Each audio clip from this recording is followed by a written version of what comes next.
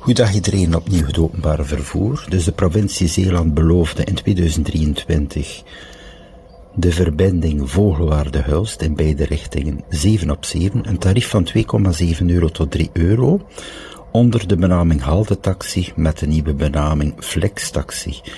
Bon, die afspraak kunnen ze nu blijkbaar niet waarmaken, dus de bevolking moet opnieuw reizen met de bus die een volledige omweg doet en die ook 2 maal duurder is.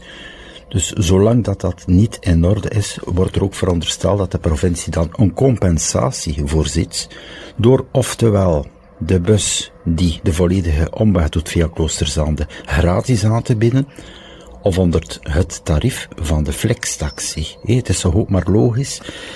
Het werd beloofd, we wachten jaren op de verbinding en nu komt men af van, het kan opnieuw niet, het is momenteel niet mogelijk.